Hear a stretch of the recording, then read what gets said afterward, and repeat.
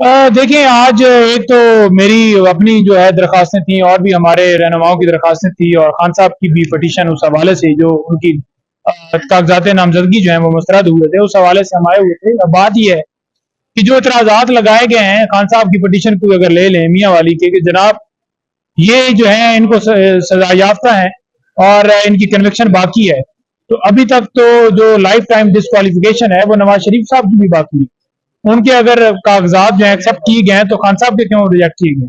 और जो डिस्क्वालिफिकेशन के हवाले से जो दरखास्त है हमारी सुप्रीम कोर्ट में, तो उसके ऊपर फौरन जो है वो फैसला होना चाहिए। अगर हाई कोर्ट में पहले लेट किया गया है तो अब क्यों लेट किया जा रहा है? क्या सिर्फ एक शख्स जो है वो टारगेट है? क्या सिर्फ एक शख्स को जो निशाना बनाया गया है? तो क्यों बनाया गया है? और अगर दूसरी तरफ नवाज शरीफ साहब बाहर से आते हैं बादशाह सलामत और उनको आकर क्लीन चिट दे दी जाती है हफ्ते 10 दिन के अंदर, तो खान साहब के केस के ऊपर क्यों नहीं समाअत हो रही? अगर एक शख्स की दरखास्त ना सुनकर उसके ऊपर डिसीजन ना देकर उसको इलेक्शन से बाहर करना, जो कि इस मुल्क की सबसे बड़ी पॉलिटिकल पार्टी का सरबराह है, तो क्या ये समझते नहीं है आप कि ये नाइंसाफी है इस मुल्क के साथ? और अगर ये नाइंसाफी आप समझते हैं तो फिर अदालतों के इसके ऊपर फैसले देने चाहिए। सर ये जो पीटीआई की जितनी भी फर्स्ट ईयर लीडरशिप है उनके कागजात मुस्तरद कर दिए गए हैं, आपके कागजात भी मुस्तरद कर दिए गए हैं, इसमें कोई कानूनी नुक्ता है जिसकी वजह से कागजात मुस्तरद किए गए हैं कि जानबूझ के कागजात मुस्तरद कर दिए गए हैं? किस चीज का खौफ है? देखिए खौफ है इमरान खान का, खौफ है उसके किए हुए खंबे का। 7% सर्वे आया है मरीन का, उस हल्के से जिस हल्के से मैंने दरखास्त दी है, और दूसरा जो सारा सर्वे बोला है वो पीटीआई के हक में बोला है। इसलिए तो पैमरा ने भी कहा है ना कि सर्वे के ऊपर पाबंदी लगाएं, क्योंकि खौफ है इमरान खान का। आपने इलेक्शन कमीशन को मैनेज किया, निगरान हुकूमतों ने जितना हो सका उन्होंने लाकानूनियत की इंतहा कर दी, लोगों के घरों में छापे मरवाया गया, लोगों को अगवा किया गया, उनकी प्रॉपर्टियां सील की गई, उनके कारोबार बंद किए गए, उनके घरों को ताला लगाया गया कि वो घर में दाखिल ना हो सके। उसके बावजूद इमरान खान का वोट जो है वो बड़ा, वो टूटा नहीं। आपने उसको डिस्क्वालीफाई कर दिया, जेल में डाल दिया, उसकी पार्टी को जेल में डाल दिया, उसके बावजूद इमरान खान का वोट बड़ा उसका कम नहीं हुआ। आपने बल्ले का निशान ले लिया, बल्ले का निशान पेशावर हाई कोर्ट ने दोबारा अलॉट कर दिया, आप दोबारा उसको चैलेंज करने के लिए पेशावर हाई कोर्ट में चले गए, उसके बावजूद आपने देखा कि वोट जो है वो बड़ा, बल्ले भी कंट्रोल नहीं आपसे हो पाया। आपने लोगों को नॉमिनेशन पेपर जमा करवाते हुए गिरफ्तार किया, आपने उनके तईद कुनिंदों, तजवीज कुनिंदों को उठाया, उसके बावजूद लोगों ने सबसे ज्यादा दरखास्तें जमा करवाई। आप कहते थे कि इनके पास जो है वो उम्मीदवार ही नहीं है, 2400 उम्मीदवार है हमारे मुख्तलिफ हल्कों से जिन्होंने दरखास्तें जमा करवाई। आपने देख लिया कि अब भी ये टूट नहीं रहे और इनके उम्मीदवार भी हैं और इनका वोट जो है बढ़ रहा है। अब आपने ये सोचा है कि अब इलेक्शन के अंदर मजीद डिले, हमारी कैंपेन के अंदर डिले करने के लिए आपने दरखास्तें रिजेक्ट कर दी।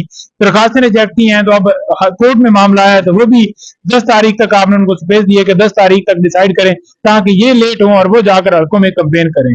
लेकिन जितने हथकंडे कर लें, 8 फरवरी को जो रिजल्ट आएगा वो कप्तान होगा। तो सर ये जो लास्ट क्वेश्चन है, ये बताइए पीटीआई की नेक्स्ट हिकमत अमली क्या है? अगली हिकमत अमली क्या करने जा रही है पीटीआई? तो देखें जो पीटीआई है वो तमाम फैसलों को चैलेंज कर रही है, और जो जिस तरह से साइफर केस चलाया जा रहा है वो भी आपके सामने उसमें स्टे है, तो इन्हें इलेक्शन कमीशन तो इन्हें अदालत की कार्रवाई कर रहा है। तो आपने ये भी देखा कि वो साफ और शफाफ इलेक्शन के ऊपर तो कोई काम नहीं कर रहा। जिन्होंने पूरे मुल्क के अंदर तो इन्हें इलेक्शन कमीशन की है, उनके ऊपर कोई तो इन्हें इलेक्शन कमीशन की कार्रवाई नहीं है, सिर्फ इमरान खान या उसकी पार्टी टारगेट है। तो मैं ये समझता हूँ कि तमाम अदारों को बाइस नहीं होना चाहिए, बल्कि गैर जानबदारी का मुजाहरा करते हुए मुल्क के अंदर लोगों को इंसाफ फराहम करना। आप इमरान खान को बाहर आता हुआ देख रहे हैं इलेक्शन से पहले? देखिए इलेक्शन से पहले अगर 2 केसेस देखे जाएं तो ये ऐसे केसेस हैं जिनके ऊपर ना इमरान खान ने कोई बेनिफिट लिया है। अगर तोशाखाना की बात की जाए तो तोशाखाना के अंदर पहले ही सजा हो चुकी है और वो सजा सस्पेंड हो गई है, और नैब के अंदर जो चलाया जा रहा है उसमें भी यही कहा गया कि अथॉरिटी का गलत इस्तेमाल हुआ है। कानून ये कहता है कि अगर एक एक्ट होगा तो उसकी एक कार्रवाई होगी, लेकिन यहाँ पर 3 चल रही है। तो मैं ये समझता हूँ कि उसकी बेल इसी बुनियाद के ऊपर हो जानी चाहिए कि इमरान खान ने कोई चीज गलत नहीं की, उसने तमाम पैसे तोशाखाना में जमा करवा कर कोई भी अगर गिफ्ट लिया और उसकी कीमत 4 गुना ज्यादा करवाते हैं।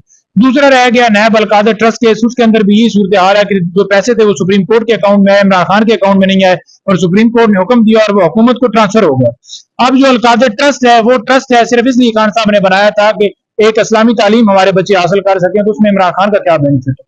ये 2 केसेस हैं, इनके अंदर अगर ये मेरिट के ऊपर सुने जाए तो किसी सूरत बेल खान साहब की रिजेक्ट नहीं हो सकती, लेकिन फिर भी अगर रिजेक्ट करेंगे तो फिर हम उसको चैलेंज करेंगे। इसके अलावा किसी और मुकदमे में गिरफ्तारी नहीं है, लेकिन इनसे कोई अच्छी उम्मीद नहीं है। अगर इनमें खान साहब की राय होती है तो ये एक नए मुकदमे में नॉमिनेट करके खान साहब को अरेस्ट कर लेंगे। तो मैं ये समझता हूँ कि जो अदालतें हैं उनको जो है ये देखना चाहिए कि अगर एक बंदा एक मुकदमे में गिरफ्तार है और उसके ऊपर दूसरे मुकदमे में है तो वो तसव्वुर किया जाए कि तमाम मुकदमों में गिरफ्तारी है और उस हिसाब से वो तफ्तीश भी करें। डिले इसलिए करते हैं कि एक मुकदमे में बेल हो तो नए मुकदमे में गिरफ्तार करके फिर तफ्तीश की इजाजत ली जाए, ताकि ये जो मामला है उनकी गिरफ्तारी वाला वो लटका रहे और नवाज शरीफ को लाया जाए। उसके ऊपर कोई मुकदमा नहीं है, उसको इश्तिहारी था, उसको कोई गिरफ्तार नहीं किया गया, उसको सिर्फ तौलतकारी है, बाकी किसी शख्स के लिए कोई कानून नहीं है। शुक्रिया जी।